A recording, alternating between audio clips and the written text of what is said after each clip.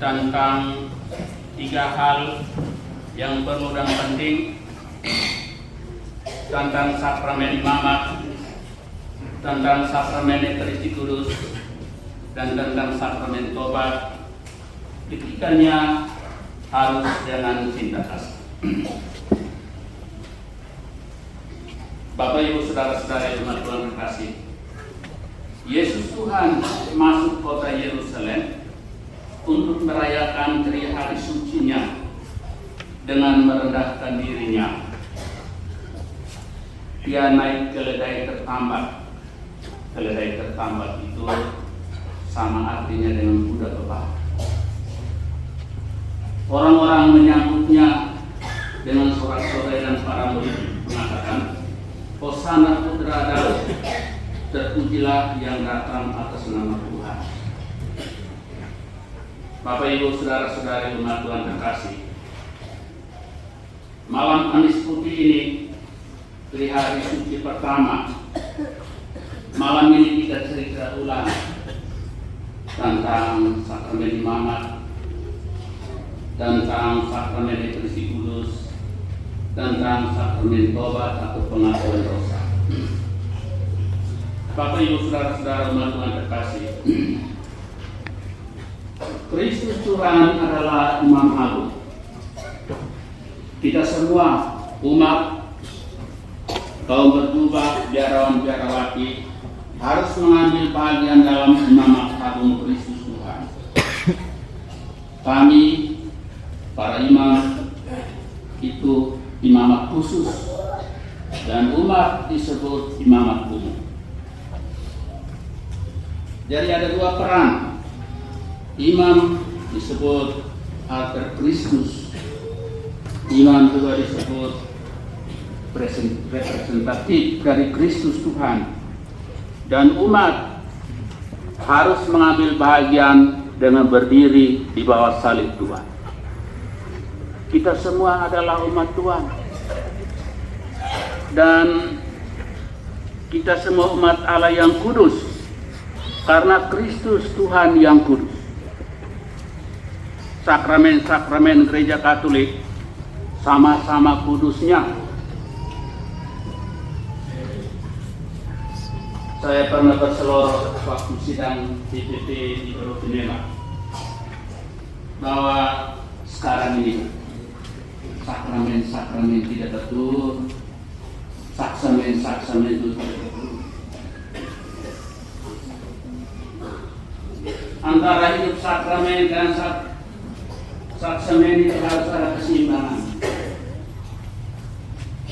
Coba ingat kembali sakramen-sakramen yang kita sudah terima.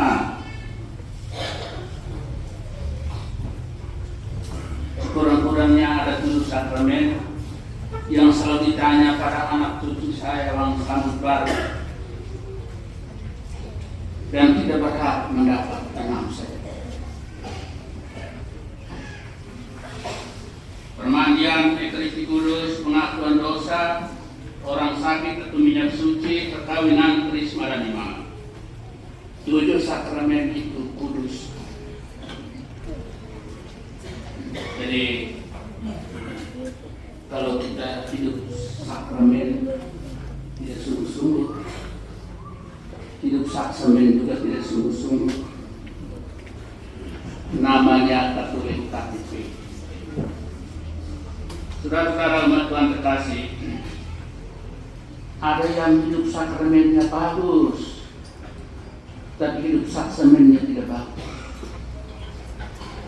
Ada yang hidup sakramennya bagus, tapi hidup sakramennya tidak bagus. Orang Katolik harus ada keseimbangan hidup sakramen dan sakramen, karena kami hidup di dunia ini. Itu yang pertama. Yang kedua tentang sakramen Ekaristi Kudus, atau disebut perjamuan terakhir, atau bahasa kita bilang misa. Yesus Tuhan punya 1 kali untuk selama-lamanya misa Ekaristi Kudus, dan Dia perintah para muridnya pada zaman terakhir, lakukanlah ini sebagai kenangan akan datang.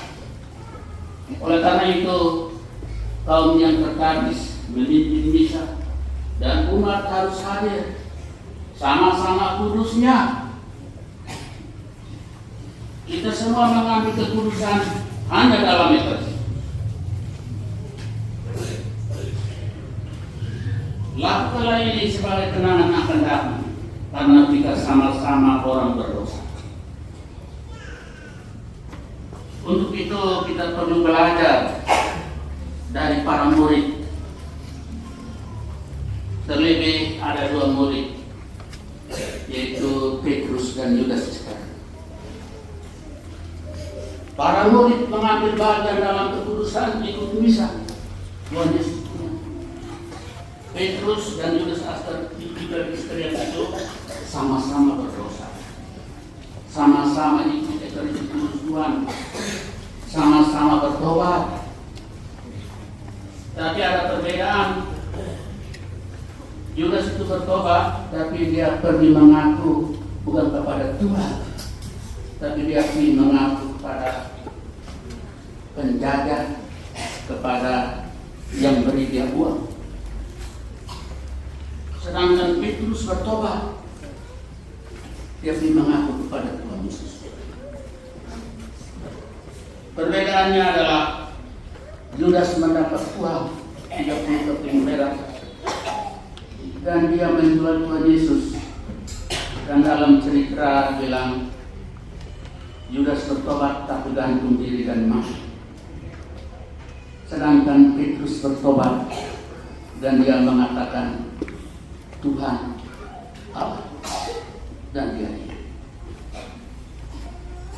Jadi Petrus yang kepala gereja juga dia bertobat, dia berdosa dan bertobat kepada Tuhan. Saudara-saudara umat Tuhan yang terkasih, lakukanlah ini sebagai kenangan akan datang. Kita semua harus misa. Tapi sekarang kami memodern ini, maaf, kadang-kadang bisa, kadang-kadang tidak, tergantung pada umat.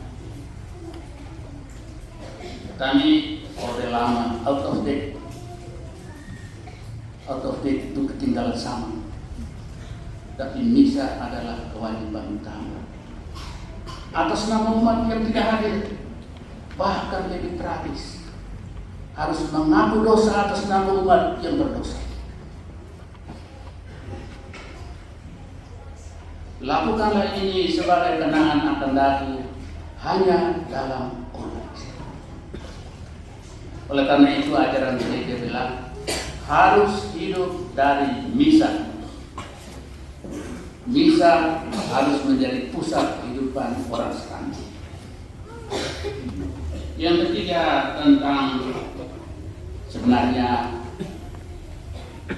imamat kudus ada hubungan dengan tobat. Tobat itu kan mengaku dosa.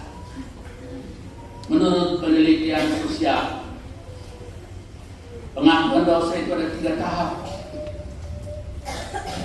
Tahap pertama adalah orang mesti rasa malu. Rasa malu, kalau orang rasa malu dengan sendirinya dia rasa salah. Kalau tidak rasa malu, tidak akan rasa salah. Kalau tidak rasa salah, ini tidak rasa dosa kok. Jadi ada penelitian mengatakan demikian. Budaya rasa malu, budaya rasa salah, budaya rasa dosa ini beda-beda.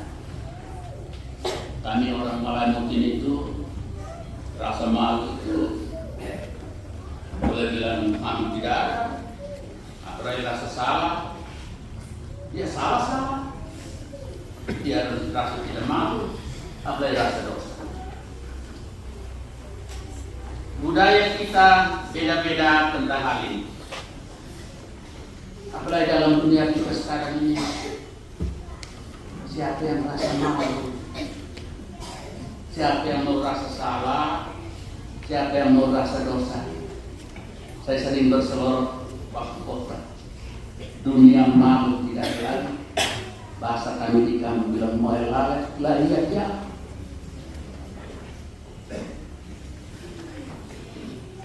Padahal ini berhubungan dengan mengaku dosa. Kalau tidak rasa malu, tidak akan rasa salah. Kalau rasa tidak salah, tidak rasa dosa. Beda-beda hal ini antara budaya yang satu dan budaya yang lain. Kami orang-orang Prowamora tercinta ini tidak rasa ini tebal. Karena itu kami jalan harus permisi dulu kepada orang-orang yang dulu, tidak boleh langgar. Ini kan mengajar kami autopsi di Lombok. Kami para misionaris ini diajar bahwa mengaku dosa itu paling berat. Siapa mungkin mengaku dosa?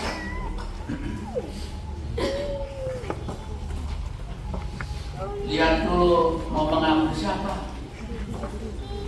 Lihat dulu pastor ini siapa. Ada lucu-lucu bilang mau cari pengakuan itu apa? Cari yang tuli supaya jangan dengar dosa. Bukan mati lucu supaya tilunjuk lebih lerona.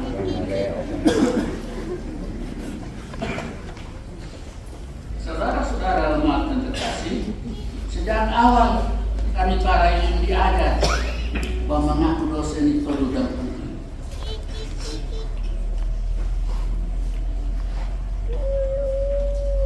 Waktu kami membaru, kami rekoleksi, lalu Pastor Pater Senior bilang, hati-hati. Hati apa? Bilang Biskup Theodorus itu biasa dia mengaku di imam baru yang habis. Bayangkan ini, Biskup yang sudah makan garam hidup ini mengaku di imam baru yang habis, dia punya lutut, tulang lutut mau terlepas. Malah yang rutin ini, dia punya rasa malu beda, rasa salah beda, rasa dosa beda, tapi dia mau mengaku. Dan kami orang Malaikat ini tidak rasa malu lagi, tidak rasa salah, dan tidak rasa dosa lagi. Saya mengalami 3 hal dalam pengakuan dosa. Waktu kami membaru, kami diajar tiap hari Sabtu para imam tidak boleh keluar. Di mana? Di tempat pengakuan. Orang datang aku tidak di tempat pengakuan. Bahkan diajar seorang imam yang baik kalau mau jujur harus mengaku dosa atas nama umat yang berdosa. Kami misionaris ini paling berat itu hal ini. Waktu saya kursus tersiat dan kursus Reverun di Italia, di Roma, kan di satu tempat nama Anzio di Italia Selatan, ada rumah retret. Tapi di pantai itu ada banyak bule. Musim panas, ini ada orang datang mandi. Baru pertama kali tentu kita tidak lihat. Dan waktu kami ke sana, kami punya mantan Superior Jenderal John Musinski. Dia berkata saya, dia bilang, saya berkata karena engkau orang tinggi dan engkau orang Asia, engkau pasti bisa ke sana. Karena ke sana ini yang mandi itu tidak ada satu helai penampu.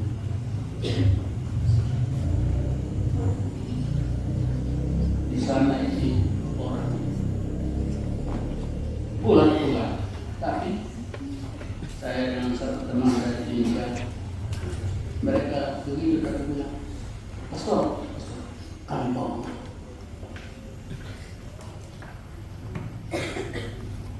Rasa malu kurang, tapi ada rasa salah dan rasa dosa. Dan mau mengaku. Dunia berubah. Terima kasih banyak karena saya sudah tua, orang tidak mengaku. Puji Tuhan, saya tidak mau beri pengakuan yang terbaik. Tapi saya mengaku dosa atas nama saya pun umat yang berbeda.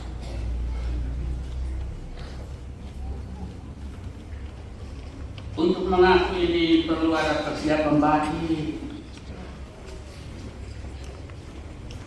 Tapi dalam dunia sekarang ini orang ini mengaku cepat. Bahkan mengaku saya dulu pastor siapa. Sebab ini dia cari pastor yang tuli, tilo-tilo supaya saya corona besar. Saudara-saudara umat Tuhan terkasih, mengaku dosa ini perlu dan penting. Saya ingat tadi membaru tadi cerita itu, Terus bilang, kamu ini misionaris muda, di mana aku ditempatkan. Kalau umat mengaku yang baik dari umat Allah yang baik, dan kamu menjadi umat yang baik. Saya lepas. Dan waktu dia meninggal, saya hampir di Homing, akan kumpul, pakai pikir, tanya, generasi out of date. Kolok kami juga mengumpul sakramen pengakuan dan sakramen ekaristi. Saudara-saudara umat Tuhan yang terkasih dalam Kristus, pelindung terpilih nama apa? Santa Perawan Maria. Kita ini pelindung terpilih. Doa yang paling baik apa? Santa Perawan Maria, doakanlah kami para imam yang berdosa ini, doakanlah kami umat yang berdosa ini, karena kami tidak mengaku. Santa Perawan Maria, doakanlah kami, karena Ekaristi Kudus tidak menjadi pusat kehidupan kami.